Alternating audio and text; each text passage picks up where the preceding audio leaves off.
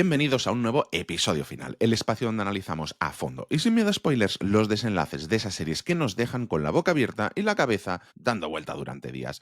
Hoy vamos a hablar del final de Sirenas, la serie limitada de Netflix que mezcla mitología, poder, lujo y manipulación emocional como si fuera un cóctel servido en copa de cristal. Y sinceramente me ha sorprendido mucho. No solo por lo que ocurre, sino por cómo lo va tejiendo todo, poco a poco, hasta que te das cuenta de que estás metido en una telaraña de relaciones tóxicas, traumas disfrazados de carisma y una lucha silenciosa por no desaparecer del todo. Aviso desde ya, en serio, spoilers desde el minuto 1, así que si aún no habéis visto o terminado la serie, parad aquí, vedla tranquila, que solo son 5 episodios, se ve rápido, y luego volvéis, que luego no quiero que me digáis, ¡ay, que me comí el final sin querer! Pero si ya estáis al día y con ganas de comentar cultos con forma de retiro de lujo, asistentes que se convierten en reinas, matrimonios por conveniencia, pájaros con más simbolismo que diálogo y reflexiones sobre el verdadero poder detrás del trono, preparaos porque hoy tenemos material de sobra para desmontar el final de Sirenas, no plano a plano, pero sí metafóricamente. Y ahora sí,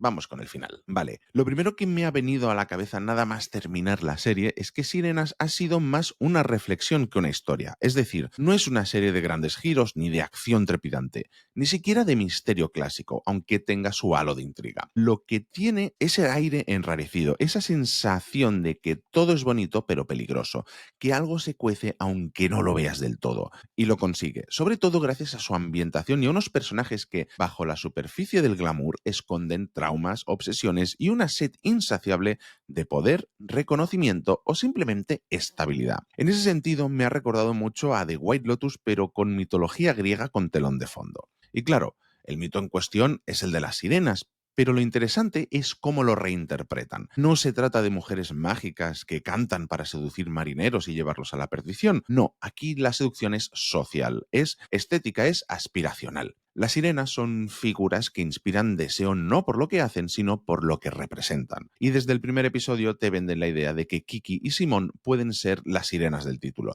Pero a medida que avanza la historia, esa idea se complica. Porque lo que parecía una dinámica clara de poder entre mujer dominante y seguidora obediente se va volviendo más turbia, más difusa, hasta que ya no sabes bien quién seduce a quién ni por qué. Simón para mí es la clave de todo, es el personaje que más arco tiene, el que empieza como asistente obediente y casi invisible y termina en la cima con vistas al mar, en el lugar que antes ocupaba Kiki. Pero lo fascinante es cómo lo hace. No hay un momento exacto donde se ve ese clic, esa transformación de pupila a sucesora. Es algo que se va construyendo desde la necesidad, desde la obsesión y desde el miedo. Simón no quiere ser Kiki porque la admire, quiere ser Kiki porque no soporta volver a ser nadie. Porque su pasado es tan oscuro, tan doloroso, que esa vida artificial es su salvación. Y ese motor, ese miedo, ese salto al vacío, la convierte en una figura tan potente como peligrosa.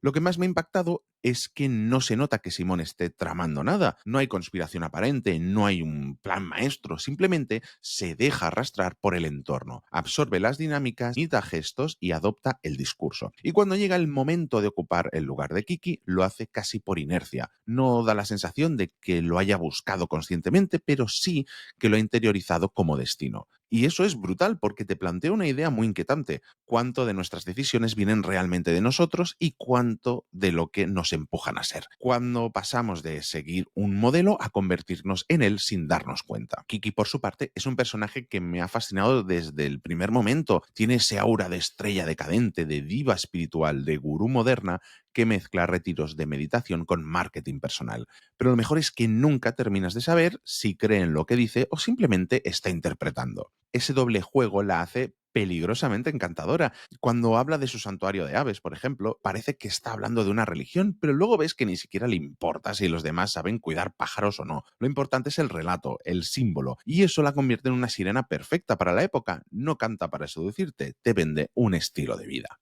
Y aquí entra Peter. Ay, Peter, el verdadero amo del juego, el que pone las reglas, aunque parezca que está en segundo plano. Es el marido de Kiki, el que tiene el dinero, el que redactó el contrato prenupcial, el que decide quién sube y quién cae.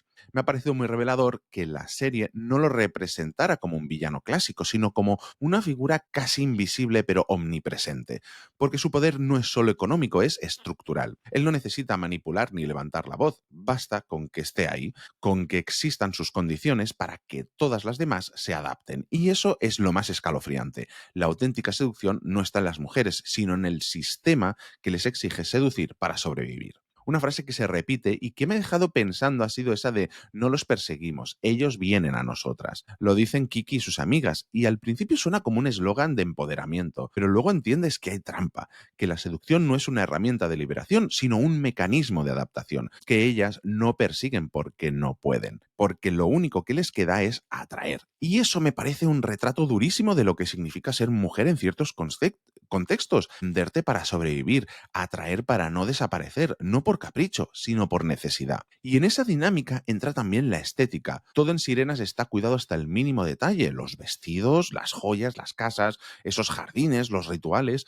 Todo forma parte de ese encanto de Sirena que no se canta con la voz, sino con la imagen. Y eso tiene muchísimo sentido hoy en día, en una sociedad donde la imagen vale más que el contenido, donde una buena foto puede abrir más puertas que un currículum. Las sirenas modernas no viven en el mar, están en Instagram, en retiros de bienestar, en entrevistas de podcast, y lo peor es que muchas veces ni siquiera saben que lo son. Un momento que me ha impactado especialmente ha sido el de Devon en la playa. Ella está claramente angustiada, quiere estar sola, lo verbaliza y lo grita, y aún así, dos o tres hombres insisten en acercarse, en consolarla, en ayudarla, pero no escuchan. Y ahí te das cuenta de que no siempre son las mujeres las que atraen, a veces son los hombres los que proyectan en ellas el deseo de ser atraídos.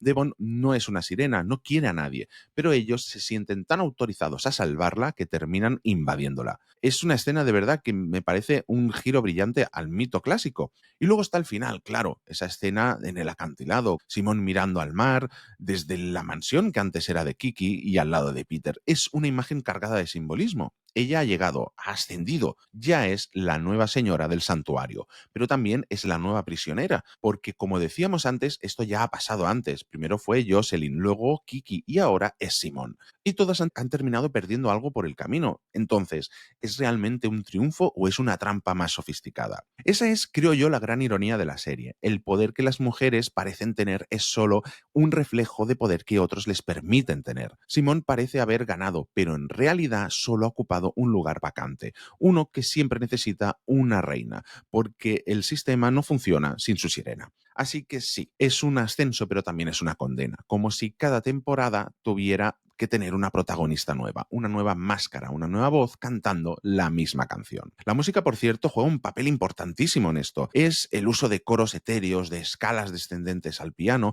crea una atmósfera inquietante que te acompaña durante toda la serie. No solo es algo de fondo, es parte de la historia, es el canto de sirena moderno. No suena para atraerte a ti como espectador, sino para sumirte en un estado hipnótico donde todo parece bello pero retorcido. Es una banda sonora que te acaricia y te asfixia a la vez. Y no puedo dejar de destacar las actrices. Millie Alcock me ha sorprendido muchísimo como Simón. Ya la vimos bordarlo en Juego de Tronos. Tiene una forma de interpretar la vulnerabilidad que te desarma. Pero luego, cuando empieza a volverse más fría, más calculadora, lo hace de forma tan gradual que ni te das cuenta. Y Julianne Moore como Kiki es directamente hipnótica. Tiene esa capacidad de decir cualquier cosa y que parezca verdad, aunque sepas que es una performance. Es como ver a una sacerdotisa posmoderna en acción. En fin, lo que más me ha gustado de Sirenas es que no te dan respuestas fáciles, no hay buenos ni malos, solo gente intentando sobrevivir a un sistema que premia la imagen, la influencia y la capacidad de encantar al otro. Y lo peor de todo es que muchas veces no saben si están encantando a otros o a sí mismas.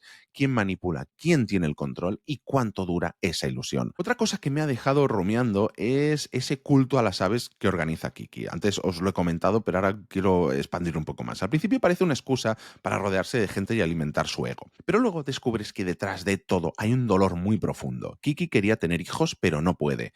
Y entonces volcó ese instinto de cuidado en las aves. Pero lo más trágico es que ni siquiera ahí consigue un entorno auténtico, porque nadie de su supuesto programa de conservación sabe realmente cuidar de los pájaros. Solo están ahí por estar cerca de ellas. Vamos, que es que ni los pájaros se salvan del maldito postureo. Es como si la maternidad simbólica también estuviera contaminada por el espectáculo. ridículo. Y ojo con el detalle del funeral del pájaro. Se le da un homenaje casi humano, con música, flores y todo el mundo compungido, pero al mismo tiempo se nota que es un acto para la galería. Lo que me pregunté es, ¿lloran al pájaro o lloran el final del cuento de hadas que representaba vivir bajo el ala de Kiki? Porque a mí me ha parecido más lo segundo. Es un duelo por el fin de una era, por el fin de una ilusión compartida. Y en ese momento, Simón ya está dando un paso al frente, ocupando ese vacío que deja Kiki. Vamos, que es que ni el luto les dura, el show debe continuar. Y luego está José, que tiene una evolución que, aunque más sutil, también dice mucho del tono de la serie. Pasa de detestar a Simón con bastante desprecio a adularla descaradamente